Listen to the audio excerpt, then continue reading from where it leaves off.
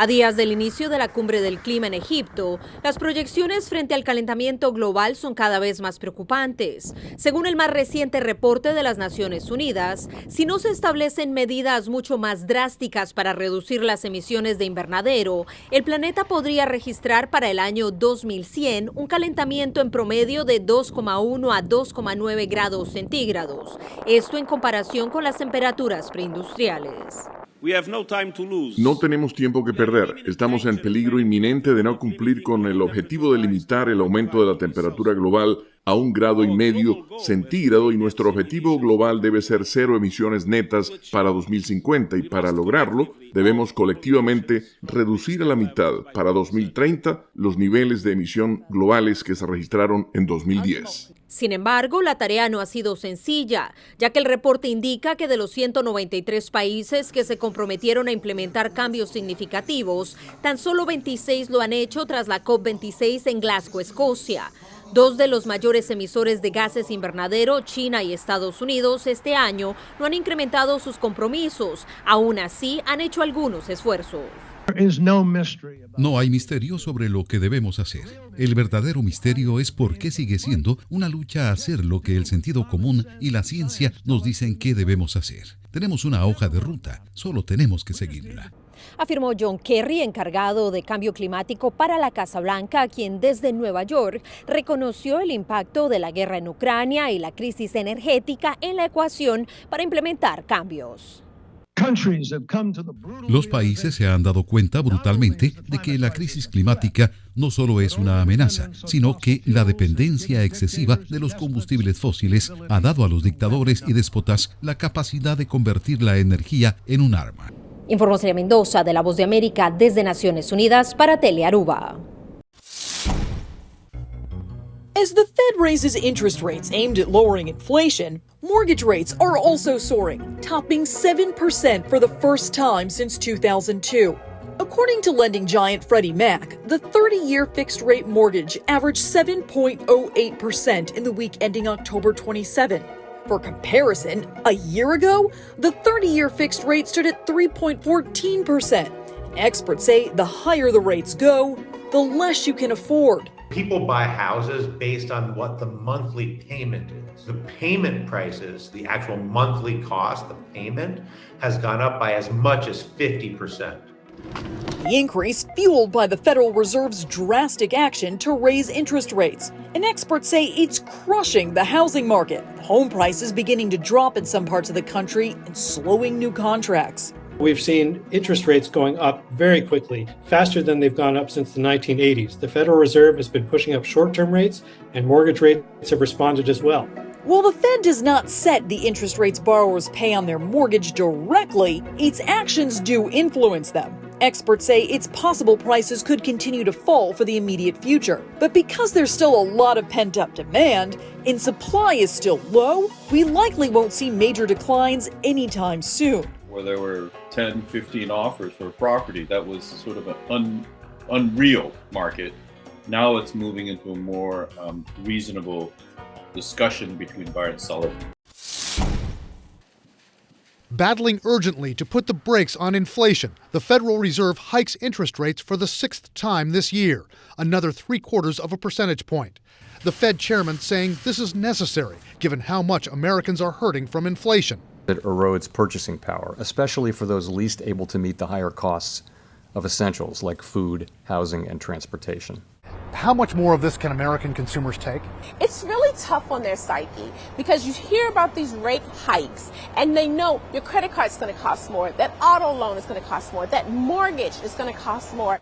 30-year mortgage rates are now averaging just over 7%, levels not seen in almost 20 years, and they're stifling the housing market. Home sales in America dropping for months. One realtor telling us buyers and sellers have to adjust. Sellers need to reduce their prices because homes are going to sit on the market. It's affordability. It's what buyers are willing to pay for your property. Buyers are going to have to go ahead and sacrifice the number of bedrooms or bathrooms or where they want to live. For home buyers like Sean and Juliana Fitzgerald in Indianapolis looking to buy their first home, rising mortgage rates mean they need to lower their price range. Our budget changed about $20,000, less than what we initially thought we could buy. Will these rapid-fire interest rate hikes push the U.S. into recession? Experts say that's a risk, but what the Fed wants to do is to raise rates just enough so that they can cool demand, but not so much that they tip us into recession.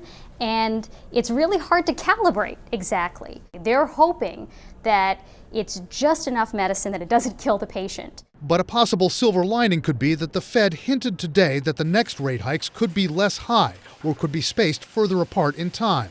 In the meantime, analysts say if you're thinking about that holiday trip or buying a car, I think you need to pause. Maybe not take that trip for the holiday. Maybe don't get the most expensive car. Get a used car. Mi nombre es Claudia Rivero. Venimos de Venezuela, Barinas. Económicamente ya no podíamos más. Esta inmigrante venezolana dice que a finales de septiembre se presentó junto con su esposo y sus 2 pequeñas hijas a pedir asilo ante los agentes del Servicio de Control de Inmigración y Aduanas de Estados Unidos en el puente fronterizo que comunica a Ciudad Juárez en México con El Paso, Texas.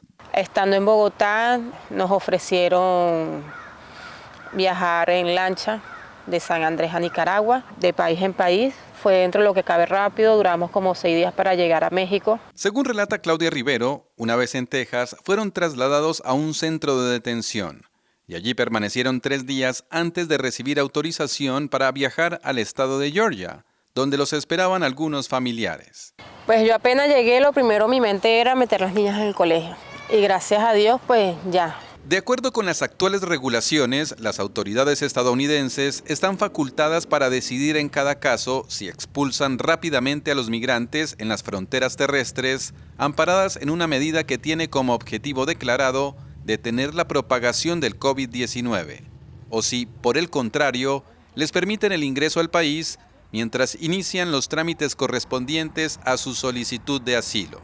Y de verdad mi meta es de montar algo en algún momento con mi familia, porque ese es el proyecto de nosotros, tener algo propio, no trabajarle a nadie. Esta madre dice que su intención es tramitar el asilo en Estados Unidos y dejar atrás el recuerdo del secuestro que asegura haber sufrido cuando esperaba junto con su esposo y sus 2 hijas en un hotel de Ciudad Juárez. Eran 2 personas encapuchadas y con armas.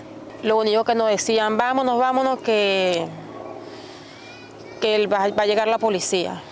Claudia Rivero narra que estuvieron 12 días encerrados en una casa, durmiendo poco y con la angustia de que les hicieran daño si sus familiares en Estados Unidos no reunían el dinero que demandaban sus captores. Son $30,000.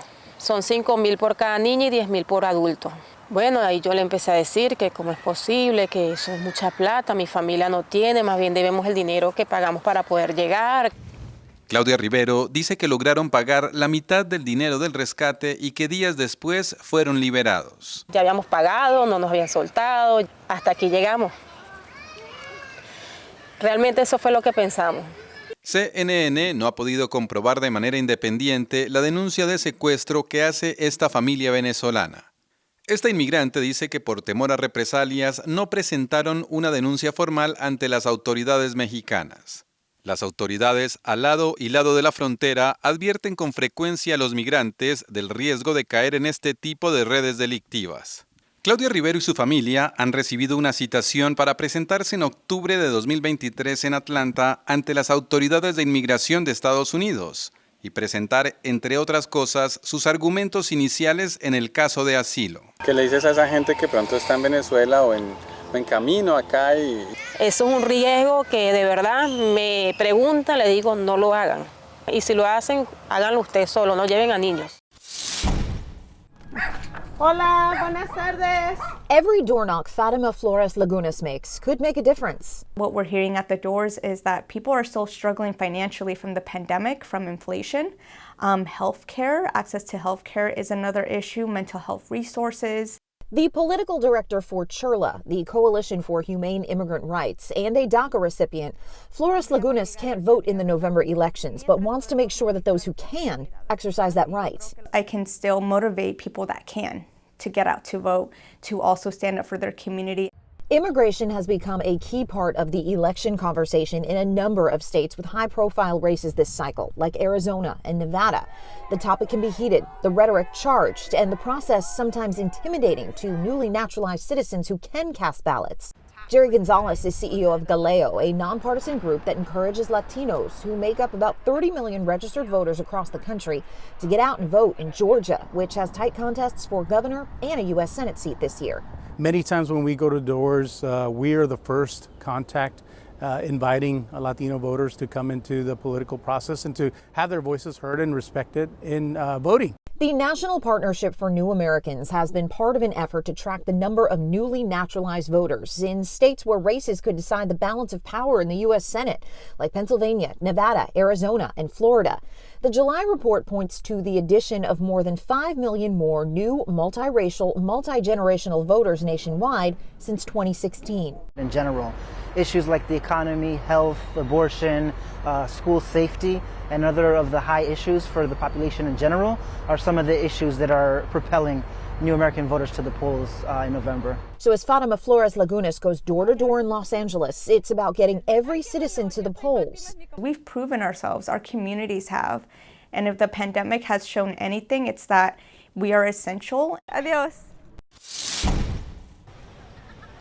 Estas fotografías retratan una frontera en la que a diario migrantes pasan sus penurias. Aunque a veces reciben la ayuda de una mano amiga, otras acumulan rechazos. La galería está en pleno corazón de Cúcuta, el Parque Santander. Esta galería tiene como temática central el tema de la xenofobia por ser zona fronteriza. Tenemos pues varios pasos, varios puentes internacionales donde con los estudiantes del taller de fotografía, que fueron 20 participantes entre profesionales y aficionados del mundo de la fotografía, fueron partícipes de este proceso académico. Con la exposición se busca sensibilizar sobre la xenofobia. De tanto que nosotros la vivimos, ni siquiera la percibimos, porque hay gente que dice que no tenemos xenofobia, pero sí, lamentablemente en este sector de frontera se vive mucho lo que es la xenofobia. Sensibilizarlo, tomar conciencia y entender que somos hermanos. Cada una de estas imágenes refleja pues lo que viven cada uno de los migrantes, que es el tema principal, el rechazo que muchos tienen. ¿Y qué queremos hacer? Ver con esto, pues que de alguna manera la xenofobia no está bien. Algunos destacaron la función social de las fotografías. Es algo muy importante porque cumplen una función social, sí, artística. Esto es arte, las fotografías. Y por otra parte dan un mensaje de las realidades que vivimos aquí en Cúcuta. Por favor, no a la xenofobia. Find it hard to quit a bad habit? Struggle to start a new routine? It may be your brain trying to protect you. Back here is the emotional center of your brain, and that is typically where new change is first processed. Dr. Sanjay Gupta says the brain often perceives change as a threat. It's not comfortable, and that can lead to loss of control and uncertainty. We like to think of ourselves as these nimble, flexible creatures. But in fact, we really don't like change. Gupta says kids are often better with change than adults because they experience it more often. There are things we can do to help us cope better with something different. There's even a formula for change, which says 4 things are needed before change can happen: dissatisfaction with how things are going, a vision of what is possible and tangible, first concrete steps taken toward that vision, and creative leadership to help a person toward it. Gupta says to try and incorporate change into your life on a regular basis. Get out of your set patterns, whatever it may be. Take up a hobby, do something that's different. That's how Gupta says we can help our brains to accept change. For Health Minute, I'm Mandy Gaither.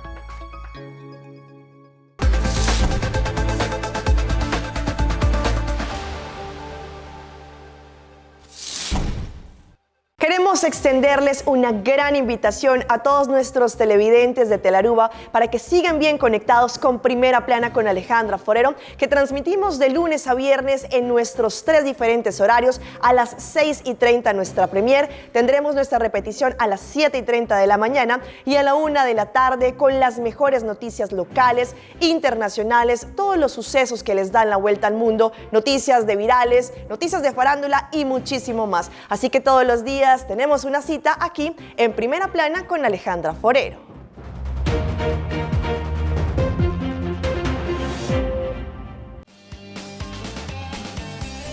Nos mainta Turja Luna, Jaranson y Javiarna, de nuevo para su norte mainta. Repetición a tarde y su siguiente día, riba live streaming.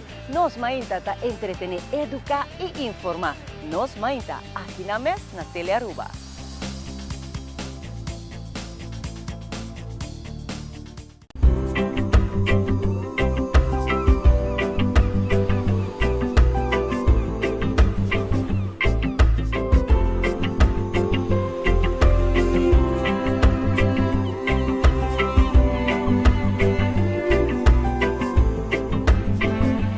Telearuba junto Cubo. Just download the app.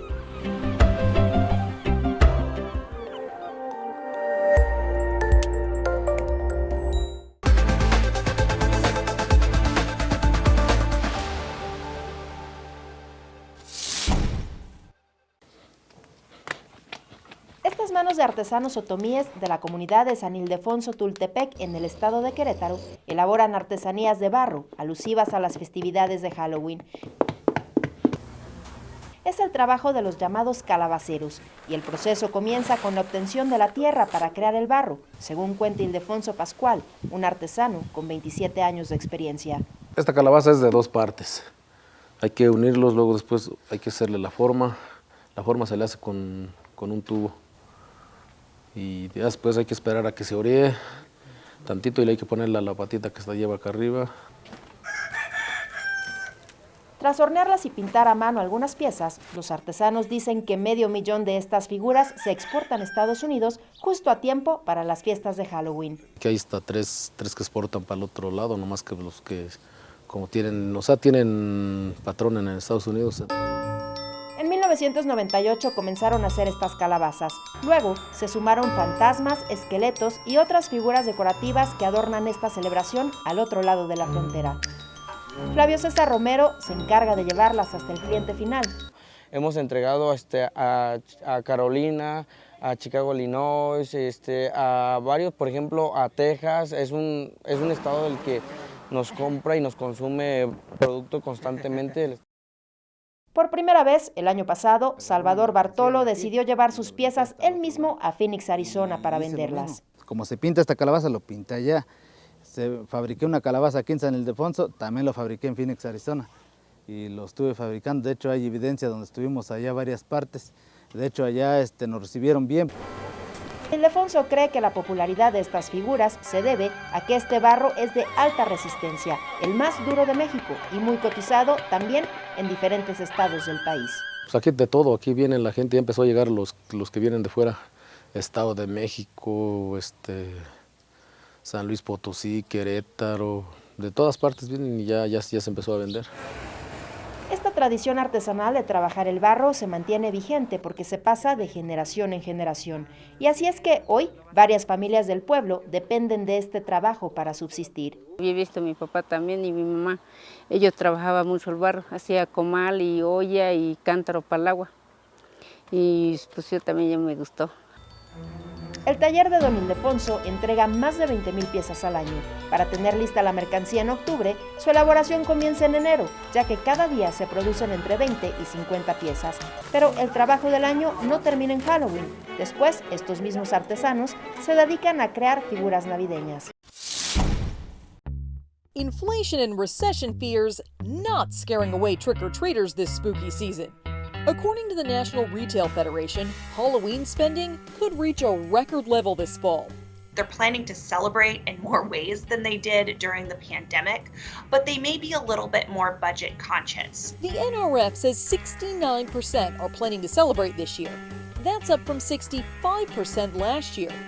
one percentage higher than 2019. The NRF expects Americans will spend $10.6 billion this year, despite soaring prices. We know that inflation is certainly top of mind for consumers, but what we're hearing so far is that people are still prioritizing the holiday. The NRF says consumers plan to spend an average of $100 this holiday. Costumes are the biggest expense at $3.6 billion, followed by decorations at $3.4 billion, and candy at $3.1 billion. The NRF also says younger consumers, Gen Z, are celebrating more than any other age group. Consumers under the age of 25 are turning out in full force. About 87% say they're planning to celebrate the holiday this year, and we're seeing the highest levels of spending in areas like adult costumes that we've seen in about 5 years. Now that COVID-related restrictions are easing, they're more comfortable partying, going on bar crawls, and attending social gatherings. The NRF says they're also putting a focus on dressing up this year. They're getting inspiration from TikTok, from Instagram, from Pinterest, and other social platforms. For today's Consumer Watch, I'm Jen Sullivan. El Día de Muertos, or the Day of the Dead, it's a nationwide event, and since 2016, this particular parade in Mexico City has marked the official start of the celebrations. The Day of the Dead is one of Mexico's most important national traditions. It's a time when we wait with great excitement for our loved ones who have gone before us to come and visit. It's a special day when we remember those who have gone before us, because we know it's where we're all going.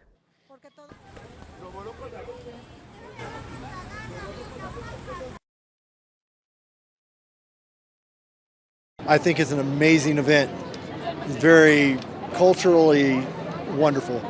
For Jeff Fries and his family visiting from Kansas City, the Mexican approach to death is inspiring. Most of the people in the States mourn it, here it's celebrated, and it's wonderful to see. I mean, I think more people should celebrate the life that people have had. In 2022, as a nation badly hit by the COVID-19 pandemic continues to come to terms with its losses.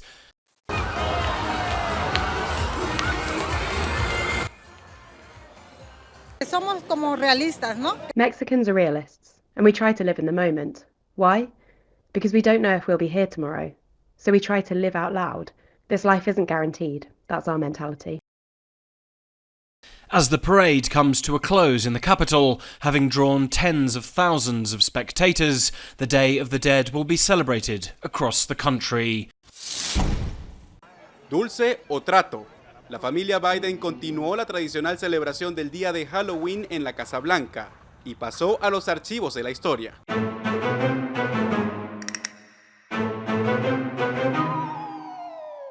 Una historia que inició el presidente Kennedy en 1963. Principalmente como un testimonio de que los Kennedy tenían dos hijos pequeños, Caroline y John Jr., así que ese es realmente el comienzo de la tradición de dulce o trato, y luego comenzó a haber más y más fiestas a lo largo de los años. Sarah Flink, de la Asociación de Historia de la Casa Blanca, nos contó que cada familia presidencial le ha dado su propio toque a la celebración.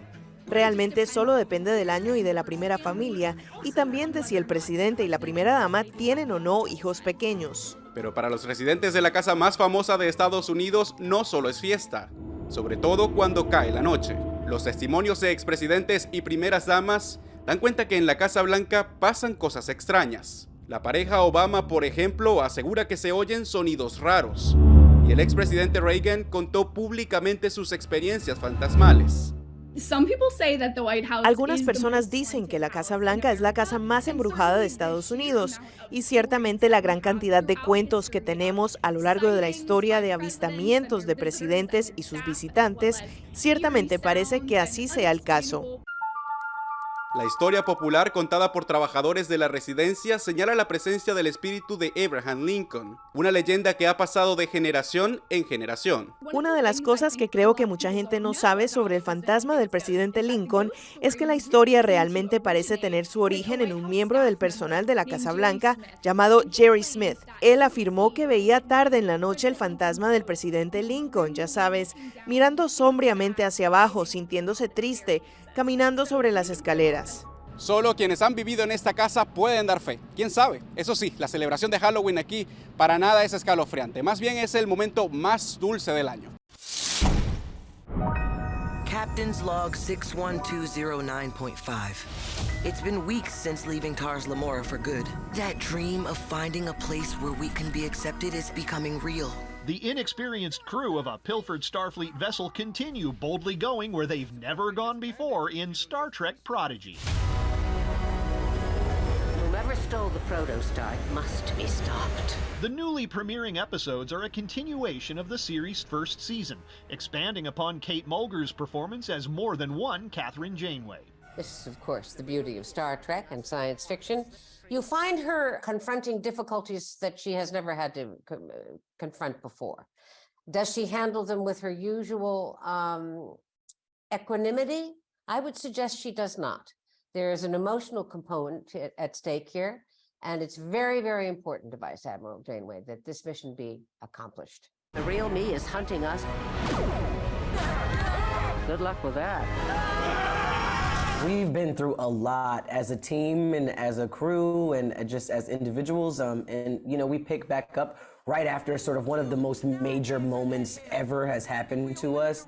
The show is aimed at a young audience, but adult newcomers to the franchise are equally welcome. We really wanted was to make the fans proud and have more people come into the universe, basically. You know, this is like entry level. Any adult who's intimidated by the franchise can learn with the characters. This is be extending itself to an audience of young children whose imaginations are already so sponge-like and so vibrant.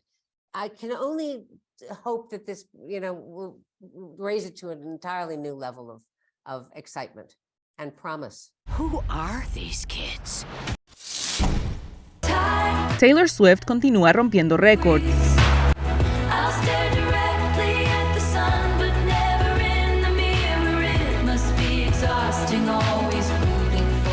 El 10º álbum de la cantautora, Midnights, salió el viernes y la colección se convirtió en el álbum más reproducido en un solo día en Spotify. Swift además se convirtió en la artista con más reproducciones en un día en la historia de la plataforma musical. El legado de Top Gun no deja de crecer. La exitosa película de 1986 fue la cinta clásica más solicitada en servicios de streaming durante septiembre. Así lo reportó The Wrap, citando datos de Parrot Analytics. Agregó que el estreno de la secuela Top Gun Maverick hace algunos meses llevó a la película de Tom Cruise a tener 44,9 veces más demanda que la cinta promedio.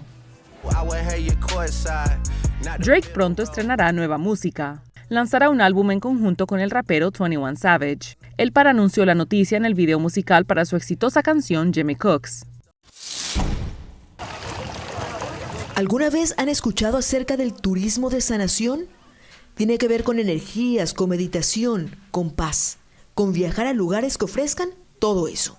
Es importante que personas recuerden su alma y su corazón. ¿Y qué mejor lugar para eso que una pirámide? Esta que ven aquí está ubicada a más o menos 1 hora de Cuenca. Está en el cantón Paute y, para ser más exactos, en la parroquia Dugdug. Primero Ecuador. Fue construida e ideada por los esposos Larson, una pareja de norteamericanos que decidió apostar por este tipo de turismo de sanación aquí, en Ecuador. Cuando personas entrar, inmediatamente respirar. Inmediatamente, inmediatamente recuerda alma. Inmediatamente, ojos abrir. La pirámide tiene 23 metros de altura. Fue construida con bambú, sin metal de ningún tipo, y forma parte de un proyecto turístico privado que incluye una hostería, restaurantes, etc. ¿Que por qué en Ecuador? Esta zona es una zona fabulosa. Hay muy tranquilo y de aire fresca y de energía naturalísima. En este lugar y con la guía de sus dueños se hacen reuniones para meditar, para cargarse de energías positivas, para encontrar tranquilidad. Es la primera pirámide, pero sus creadores esperan empezar a construir la segunda en poco tiempo más.